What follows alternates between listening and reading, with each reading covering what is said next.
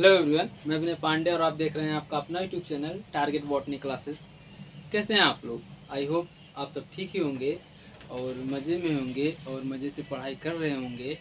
तो हम लोग जेनेटिक्स में अनुवांशिकी या टर्मिनोलॉजी ऑफ जेनेटिक्स, ठीक, जेनेटिक्स के शब्दावली को देख रहे थे। ठीक, पिछले लेक्चर में हम लोग जीन क्या है और एलिलोमार्फ या एलिल्स क्या हैं, जीनोटाइप और फेनोटाइप, जीनोटाइप और फेनोटाइप में अंतर और जीन लोकस, ठीक, यहाँ तक जो है हम लोग पिछले लेक्चर में देख चुके हैं। उसके बाद फिर अनुवांशिकी की शब्दावली में अगला नंबर है होमोजाइगस या फिर उसे हिंदी में कहते हैं समयुग्मजी। ठीक, तो इंग्लिश वर्ड ही मतलब हिंदी की तुलना में थोड़ा सा इजी लग रहा है। ओके, तो हम लोग इंग्लिश में ही जानते हैं होमोजाइगस।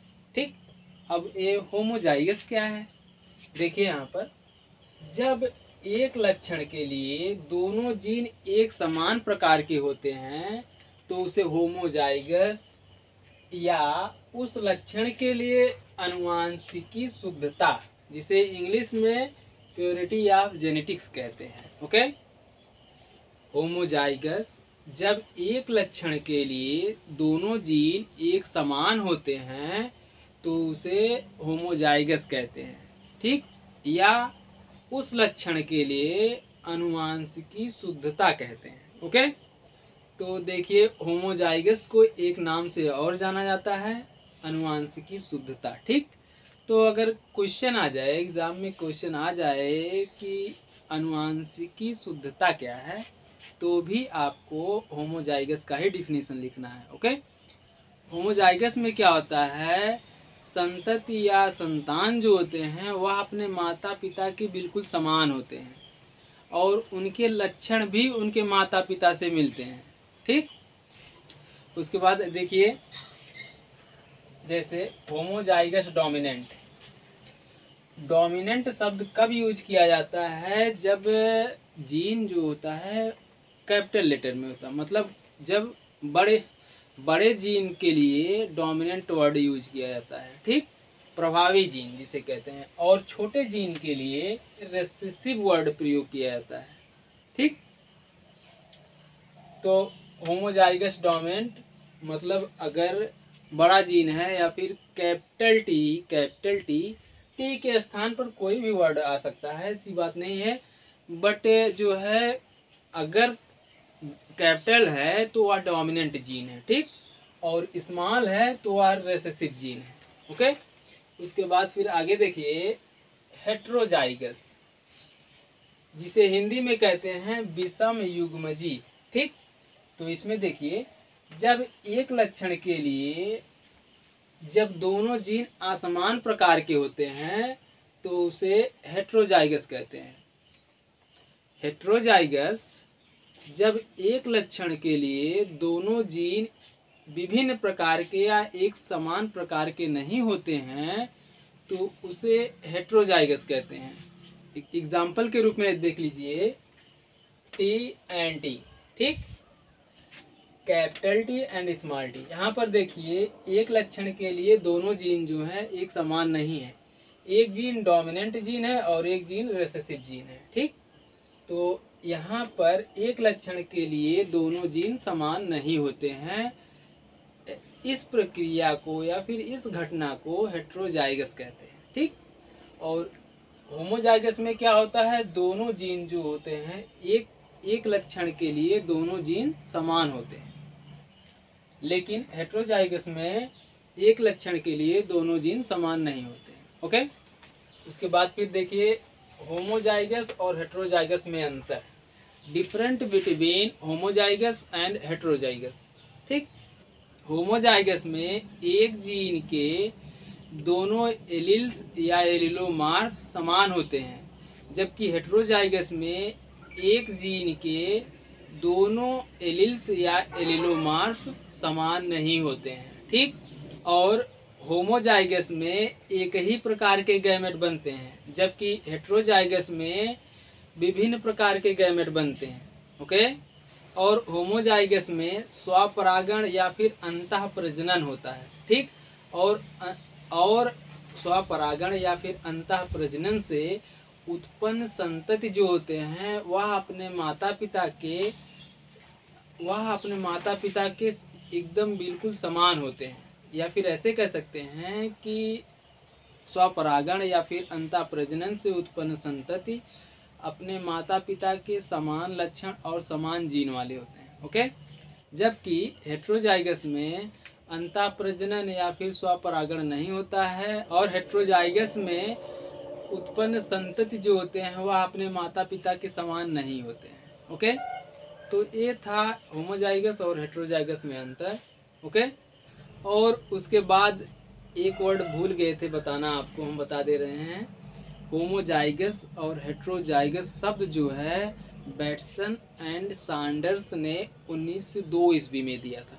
ओके, और उसके बाद फिर आगे देखिए, उसके बाद आता है अगला नंबर कैरेक्टर, यानी लक्षण। लक्षण किसे कहते हैं, ठीक, या फिर कैरेक्टर किसे कहते हैं? किसी जीव की मार्फोलॉजी संबंधी विशेषताओं को लक्षण कहते हैं। ठीक, फिर अगली हेडिंग है गैमेट, जिसे हिंदी में युग्मक कहते हैं। ठीक, एक परिपक्व जनन कोशिका जो संलयन के लिए विशेषित हो युग्मक कहलाते हैं। एक मेच्योर जनन कोशिका जो फ्यूजन या फिर संलयन के लिए तैयार होती है उसे गैमेट कहते हैं। ओके, उसके बाद फिर आगे देखिए संकरण, जिसे इंग्लिश में क्रॉस कहते हैं। ठीक, संकरण किन्हीं दो जीवों के मध्य वह क्रिया जिसमें गैमेट का संलयन या फ्यूजन होता है संकरण कहलाता है। संकरण या क्रॉस किसी जीव के मध्य वह क्रिया जिसमें गैमेट का फ्यूजन या संलयन होता है संकरण कहलाता है। ओके, उसके बाद फिर देखिए संकरण जो होते हैं निम्नलिखित प्रकार के होते हैं। तो नंबर ए है मोनोहाइब्रिड क्रॉस या फिर एक संकर। मोनोहाइब्रिड क्रॉस या एक संकर किसे कहते हैं?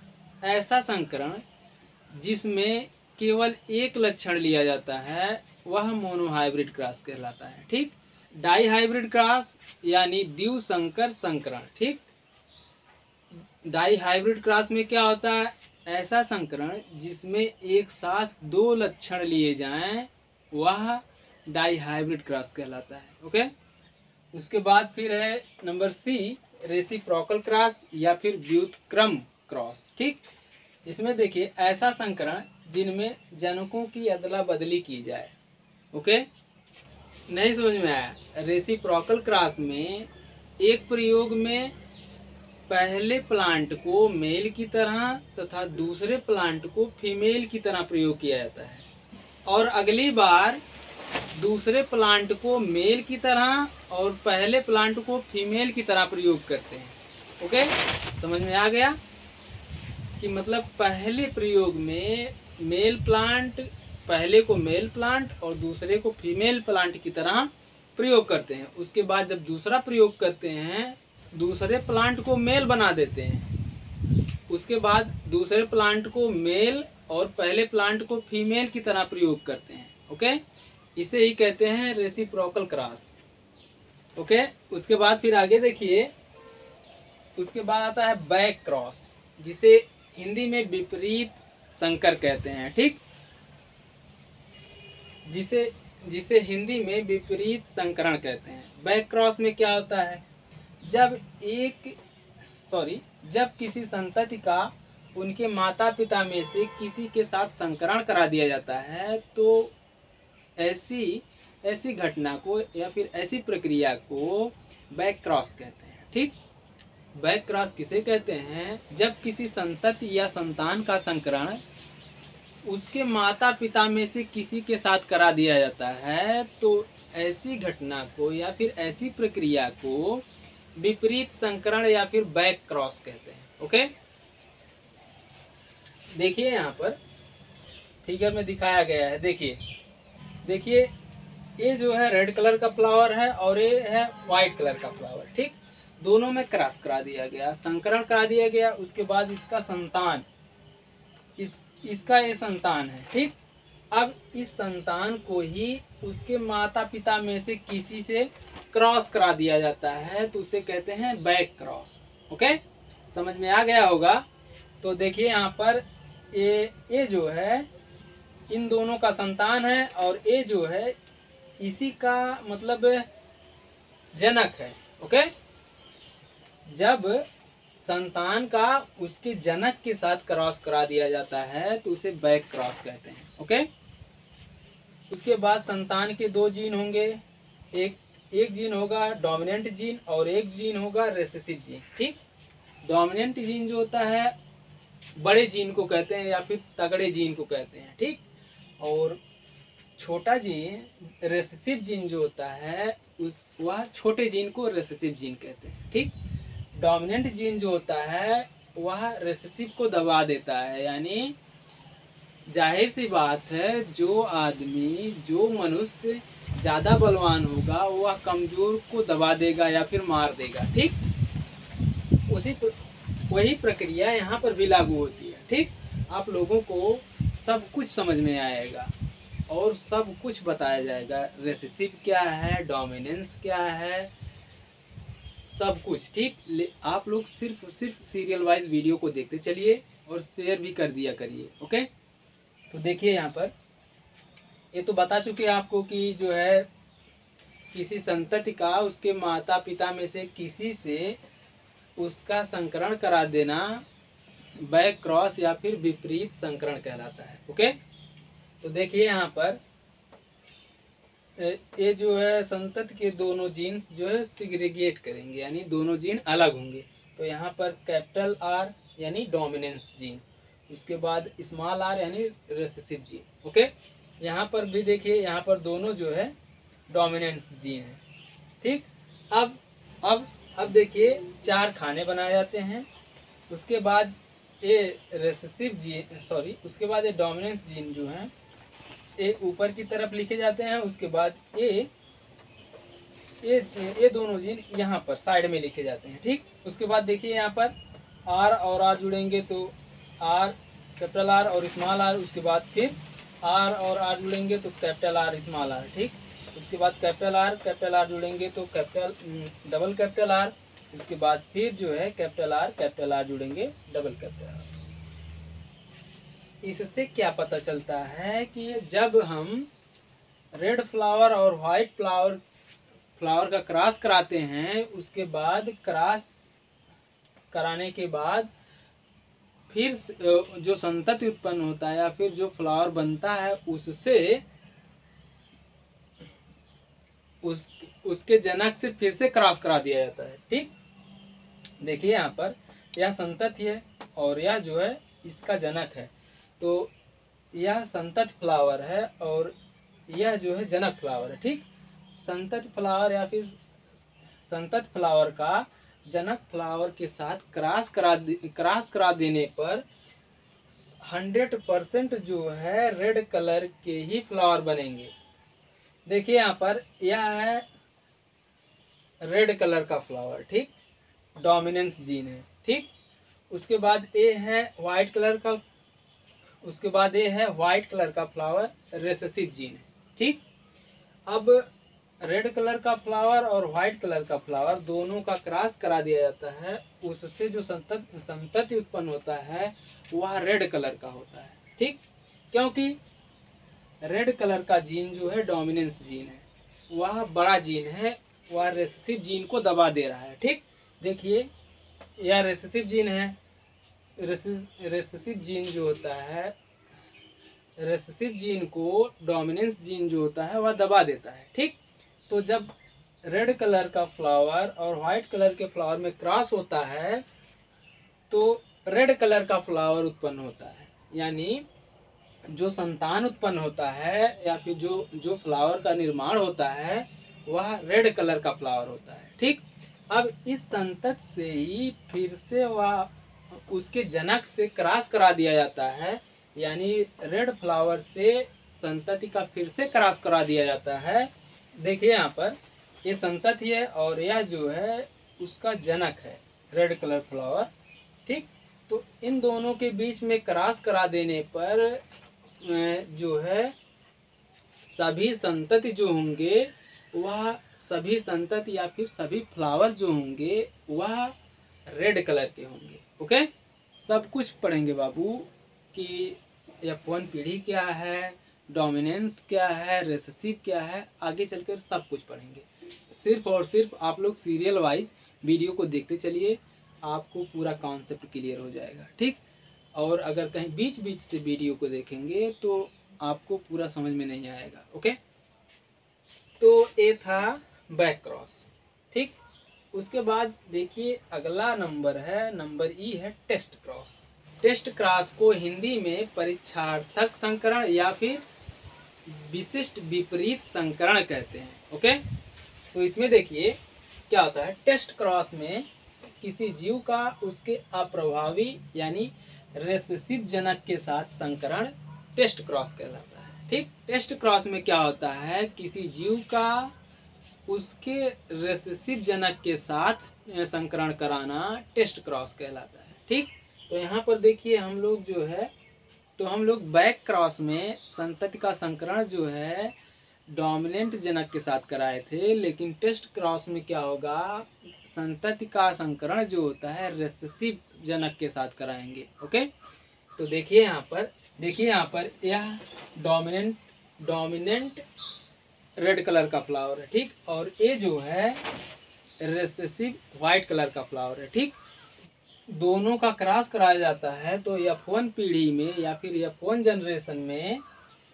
जो होता है रेड कलर का फ्लावर बनता है। ठीक, जब डोमिनेंस फ्लावर और रेसेसिव व्हाइट फ्लावर का क्रॉस कराया जाता है तो F1 पीढ़ी में डोमिनेंट रेड कलर का फ्लावर बनता है। ओके, अब इस डोमिनेंट रेड फ्लावर संतति को उसके रेसेसिव जनक के साथ क्रॉस करा दिया जाता है। ठीक, देखिए यहाँ पर ये देखिए डोमिनेंट संतति है यानी रेड कलर का फ्लावर है। ओके, उसके बाद इसका क्रॉस जो है उसके जनक रेसेसिव जनक के साथ करा दिया जाता है।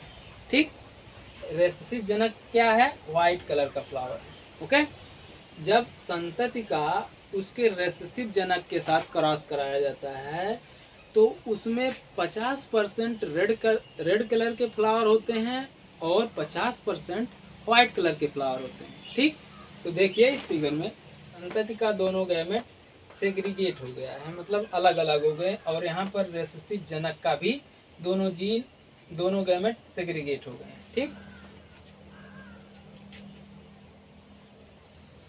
उसके बाद अब आप लोग 4 खाने बनाएंगे। उसके बाद रेसेसिव जनक को ऊपर की तरफ लिखेंगे और डोमिनेंट या फिर जो है संतति को नीचे की तरफ लिखेंगे। ओके, उसके बाद आप इनका मतलब इनको जोड़ेंगे। देखिए आर और आर जुड़ेंगे तो डबल आर। ठीक, फिर आर और आर जुड़ेंगे फिर से डबल आर। ठीक, अब डोमिनेंट आर है या फिर डोमिनेंट गैमेट है, इसका जो है कैपिटल आर का स्मॉल आर के साथ जोड़ेंगे तो कैपिटल आर स्मॉल आर। ठीक, उसके बाद फिर कैपिटल आर से स्मॉल आर जोड़ेंगे तो फिर कैपिटल आर स्मॉल आर। इस देखिए यहाँ पर ये दोनों रेसेसिव हैं। ठीक, रेसेसिव गैमेट हैं, यानी कौन सा फ्लावर बनेगा, व्हाइट कलर का फ्लावर बनेगा। ठीक, और यहाँ पर देखिए ये डोमिनेंट गैमेट है, इससे क्या बनेगा, डोमिनेंस से रेड कलर का फ्लावर बनेगा। ठीक, तो इससे क्या पता चलता है, आधा यानी 50% व्हाइट कलर के फ्लावर बनेंगे और 50% 50% रेड कलर के फ्लावर बनेंगे। ओके, ये जब रेड कलर का फ्लावर और व्हाइट कलर का फ्लावर दोनों को क्रॉस कराया जाता है तो F1 जनरेशन में डोमिनेंट रेड कलर का फ्लावर बनता है। ठीक, अब इस डोमिनेंट रेड कलर के फ्लावर का उसके रेसेसिव जनक के साथ क्रॉस करा दिया जाता है तो 50% रेड कलर के फ्लावर बनते हैं और 50% व्हाइट कलर के फ्लावर बनते हैं। ओके, उसके बाद फिर अब जो है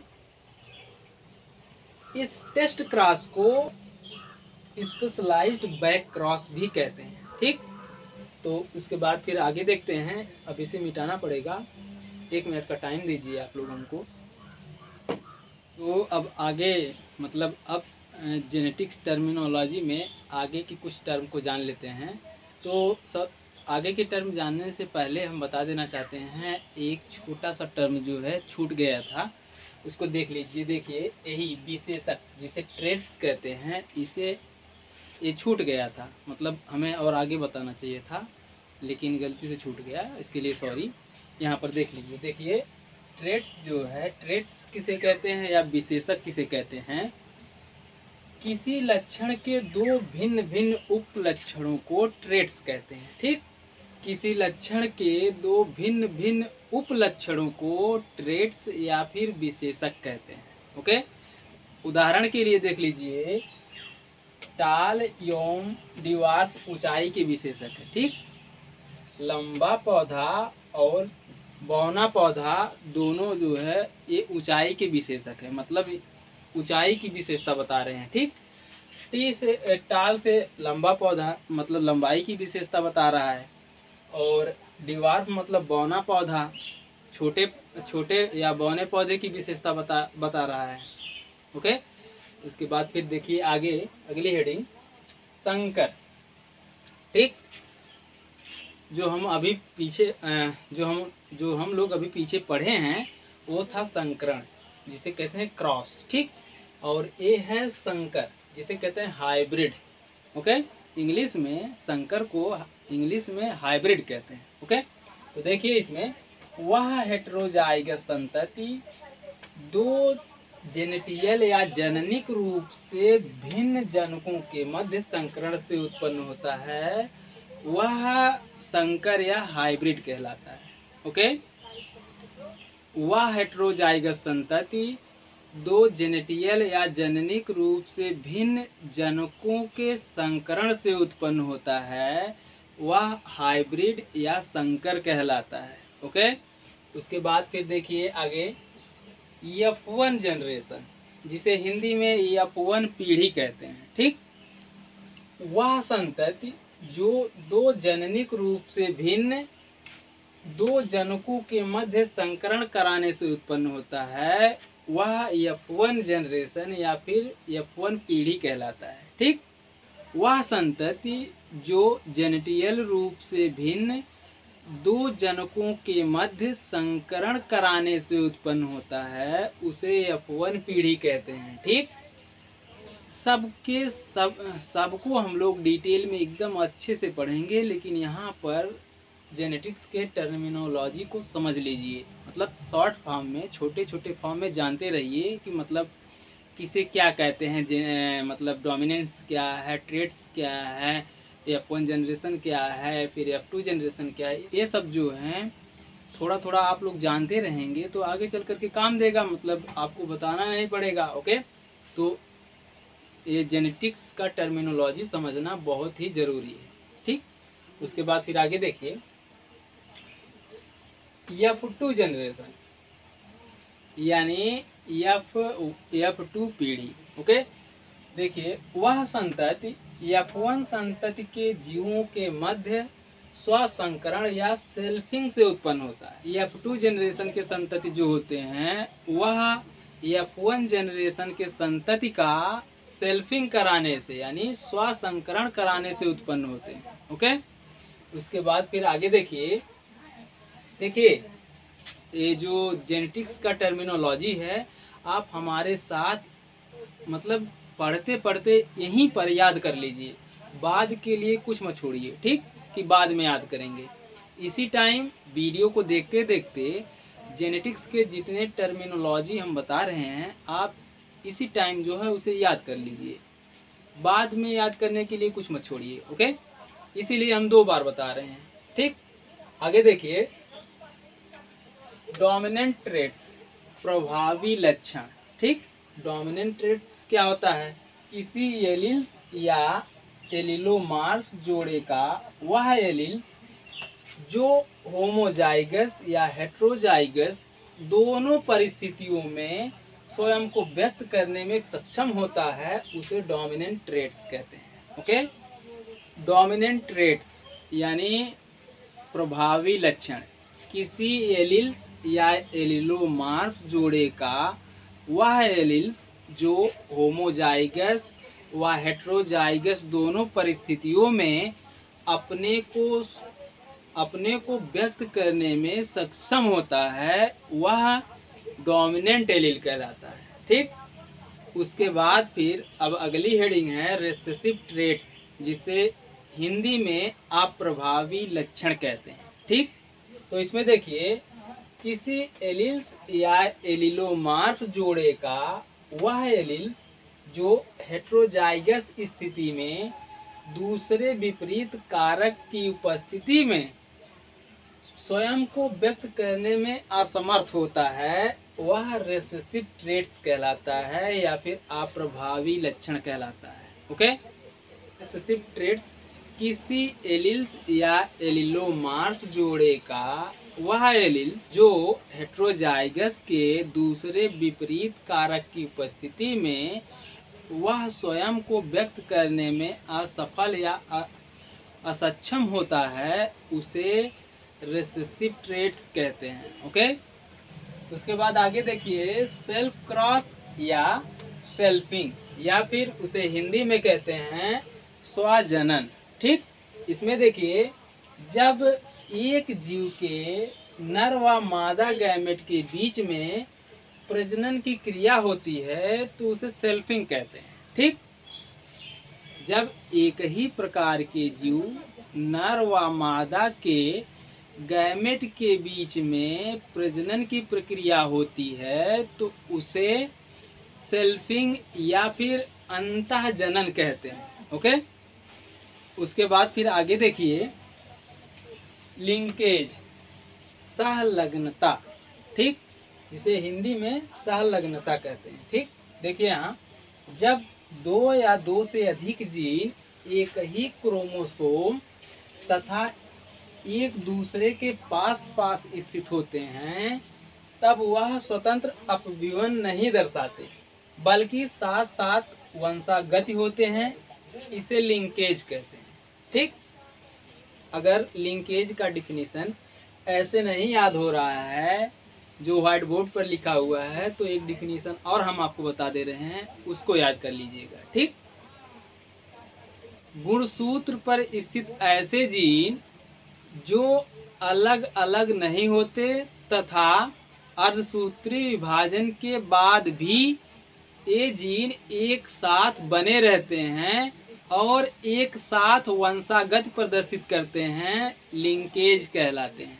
ओके, और एक प्रकार के क्रोमोसोम पर रेखीय क्रम में स्थित जीनों के समूह को लिंकेज ग्रुप कहते हैं। ओके, लिंकेज शब्द जो है सर्वप्रथम 1903 ईस्वी में सटन एवं बावेरी ने दिया था। ओके, उसके बाद फिर आगे आते हैं। देखिए अगली हेडिंग है पुनेट चौखाना या फिर इसे इंग्लिश में कहते हैं पुनेट स्क्वायर। ठीक, तो इसमें देखिए यह एक चेकर बोर्ड है। कौन? पुनेट जो होता है यह एक चेकर बोर्ड है जो दो जीवों के बीच संकरण के परिणाम को प्रदर्शित करता है। पुनेट जो होता है यह एक चेकर बोर्ड है जो दो जीवों के बीच के संकरण को प्रदर्शित करता है। ओके, इसका विचार आरसी पुनेट ने 1927 ईस्वी में दिया। ठीक, यह संततियों के जीनोटाइप तथा फिनोटाइप दोनों का वर्णन करता है। ओके, पुनेट क्या है? एक चेकर बोर्ड है जिसमें दो जीवों के बीच के संकरण के परिणाम को प्रदर्शित करता है। ओके, और चेकर बोर्ड का प्रयोग सर्वप्रथम आरसी पुनेट ने 1927 ईस्वी में किया। ओके, और यह चेकर बोर्ड जो होता है यह संततियों के जीनोटाइप और फिनोटाइप दोनों का वर्णन करता है। ओके, और इसमें खड़ी और आड़ी लाइनों द्वारा चौकोर खाने बनाए जाते हैं। देखिए इस तरह, देखिए ये खड़ी है, ठीक, और देखिए इसमें खड़ी और आड़ी लाइनों द्वारा चौकोर खाने बनाए जाते हैं। ठीक, देखिए इस तरह से। ठीक, देखिए यहाँ ऊपर की तरफ जो है फीमेल गैमेट को लिखा जाता है और यहाँ इस तरफ इस साइड में मेल गैमेट्स को लिखा जाता है। उसके बाद दोनों को जोड़ करके इस खाने में लिखा जाता है। ओके, आगे चलकर हम सब कुछ बताएंगे आपको, फिक्र मत करिए, टेंशन मत लीजिए। ओके, उसके बाद देखिए जब यहाँ पर फीमेल्स का गैमेट और यहाँ पर मेल्स के गैमेट को लिख दिया जाता है, उसके बाद उनके जीनोटाइप और फेनोटाइप को इस चौकोर खाने में रख दिया जाता है या फिर लिख दिया जाता है। ओके, तो ये था पुनेट स्क्वायर। और अब है अगली हेडिंग, सिंबल ऑफ जेनेटिक्स। अनुवांशिकी के कुछ प्रतीक हैं, आइए उसको देख लेते हैं। तो मेंडल ने पेरेंटल जनरेशन को P1 से प्रदर्शित किया। ठीक, P1 से इंडिकेट किया कि मतलब पेरेंटल जनरेशन। ओके, इसके बाद की सभी पीढ़ियों को F1 पीढ़ी, F2 पीढ़ी, F3 पीढ़ी से इंडिकेट किया। ठीक, और मेंडल ने डोमिनेंट कैरेक्टर या फिर प्रभावी लक्षणों को अंग्रेजी शब्द के कैपिटल लेटर से इंडिकेट किया। ठीक, जैसे T हो गया, D हो गया। ओके, कैपिटल लेटर से। और रेसेसिव कैरेक्टर या फिर जो है अप्रभावी लक्षणों को अंग्रेजी के स्मॉल लेटर के शब्दों का प्रयोग किया। ओके, जैसे हो गया स्मॉल टी, स्मॉल डी, ऐसे।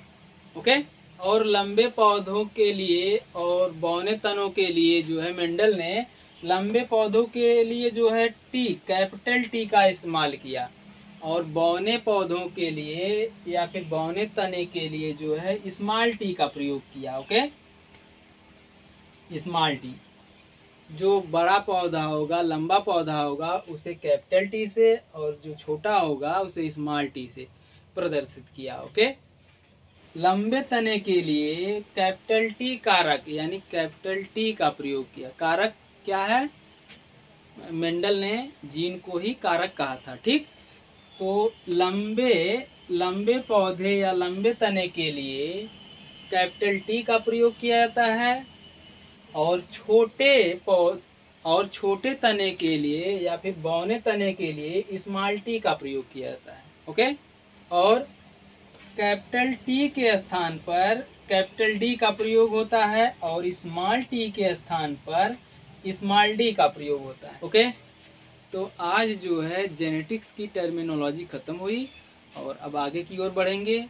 आज के लिए बस इतना ही, मिलते हैं नेक्स्ट वीडियो में, तब तक के लिए जय हिंद, टेक केयर, गुड बाय।